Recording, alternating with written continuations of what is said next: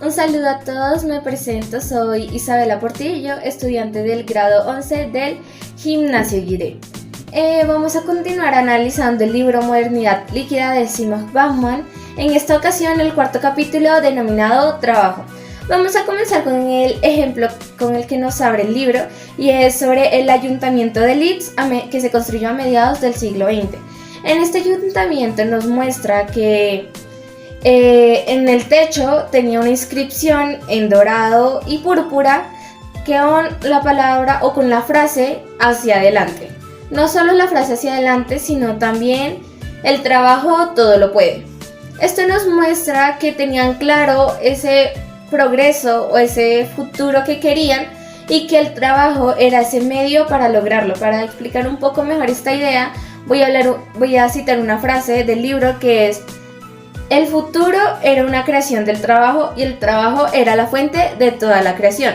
Entonces podemos ver cómo anteriormente el trabajo era ese algo que nos llevaba a esas cosas que queríamos, que el progreso, ese camino que necesitábamos era mediante el trabajo para llegar a ese destino tan anhelado. Para contrarrestar esto, podemos ver que en ese momento cualquier persona que entrara ahí tenía claro el significado de estas dos frases, el significado de hacia adelante o del trabajo todo lo puede. Sin embargo, si hoy en día alguno de nosotros o alguna persona va y en esta modernidad líquida, alguien de esta modernidad líquida visita el sitio y ve esta frase hacia adelante, probablemente no la entienda o lo vea como algo incierto. ¿Por qué? Porque ese hacia adelante como tal para nosotros no tiene una forma, no es como tiene algo descrito, algo definido, sino es algo incierto, algo que realmente no conocemos. Para dar un poco más de forma a esta idea, podemos hablar sobre algo que dijo Henry Ford, que cuando en su momento dijeron que era el trabajo de la historia, él dijo: este no es el trabajo de la historia, este es nuestro trabajo, dando así mayor importancia no a la historia, sino al presente, a lo que se estaba viviendo.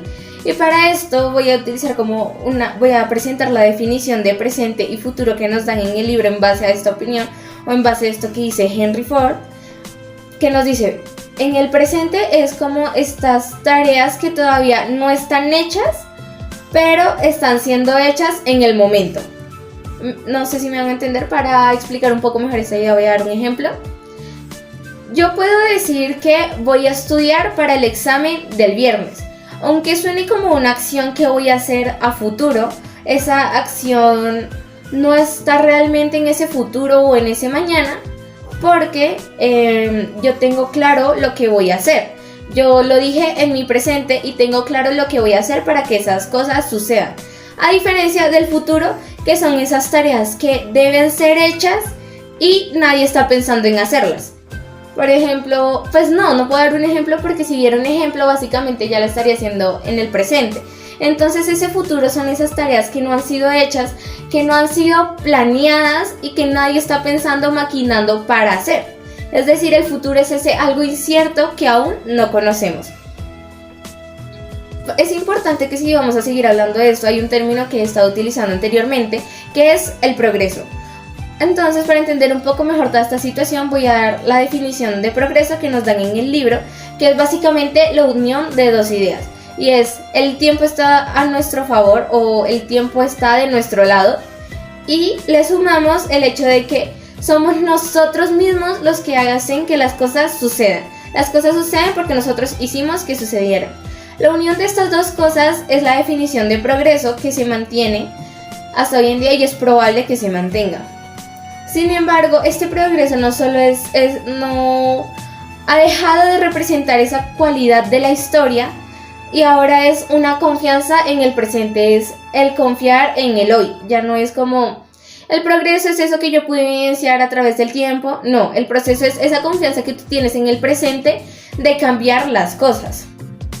Porque eso también nos lleva a preguntarnos: ¿cómo confirmamos o cómo probamos que nos estamos acercando a un futuro mejor si en su momento las personas que anteriormente buscaban ese futuro mejor probablemente no estén vivas para comprobar que la actualidad es mejor que ese pasado Y asimismo nos pasa a nosotros. Nosotros creemos que vamos hacia un futuro mejor, pero no tenemos esa certeza de que va a ser así porque no tenemos esa persona del futuro que nos asegure que ese futuro es mejor que la actualidad en la que nos encontramos.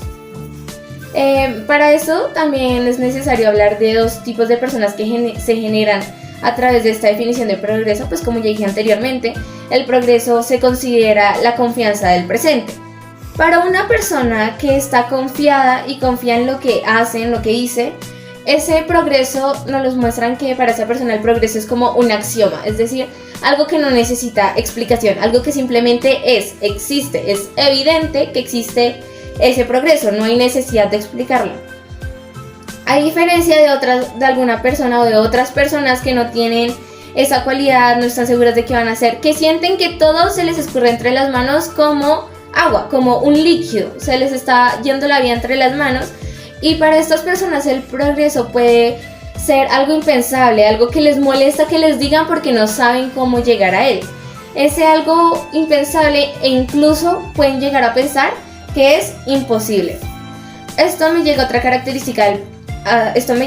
característica del progreso, que es, en su momento el progreso fue el algo provisorio, como el camino entre aquí y acá para llegar de este punto a este destino.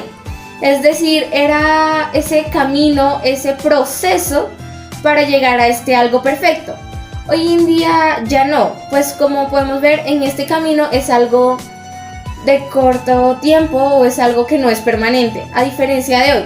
Hoy en día el progreso es ese desafío, esa necesidad permanente, ese ciclo constante de encontrarle el significado de sentirnos vivos, pero no simplemente el hecho de sentirnos vivos, sino estar bien, sentirnos bien con nosotros mismos, sentirnos bien con la sociedad. Es esto en lo que se ha transformado el progreso. El progreso es esta búsqueda constante del significado de este sentimiento, del sentirte vivo y sentirte bien. Junto con todas estas ideas, la nueva modernidad líquida, progreso, los planes a futuro han perdido mucho valor o su significado original. Porque al ser todo tan líquido que fluye con el tiempo, los planes a futuro se han vuelto transitorios, volátiles, que cualquier cosa los puede cambiar, que no son algo definido en el tiempo, sino que es algo que puede variar según las circunstancias, según las variables, condiciones. Entonces estos planes a futuro pierden como esa consistencia de permanecer, sino que se vuelven algo transitorio, algo versátil y voluble. El siguiente punto es sociedad. En el libro Bauman nos habla de que la sociedad se rige por el progreso económico y el progreso económico lo creamos nosotros como individuos mediante el trabajo. También queda claro que el trabajo antes se utilizaba como para adquirir conocimiento, el escalar en una jerarquía, el subir de posición. También el trabajo, tú llegabas a una empresa y eras empleado, estabas muy acostumbrado a ser empleado y te mantenías en esa empresa por mucho tiempo por tradición. Era la tradición el hecho de que tú básicamente estuvieras toda tu vida en la misma empresa, que si te pregunten ¿dónde has trabajado? Tú digas como, no, llevo casi que toda mi vida laboral trabajando en esta sola empresa. Eso era antes. Hoy en día buscamos ser dueños de nuestro presente, de nuestra libertad económica, ser dueños de nuestros horarios de trabajo, cumplir básicamente los deseos del individuo, y por eso han surgido mucho lo que es emprender. El ser emprendedor ha ganado mucha popularidad porque esta opción nos permite manejar nuestro trabajo, nuestra propia empresa, de hecho. Entonces por eso digo que ahora el trabajo se rige por los deseos del individuo, cuando anteriormente se manejaba por tradición.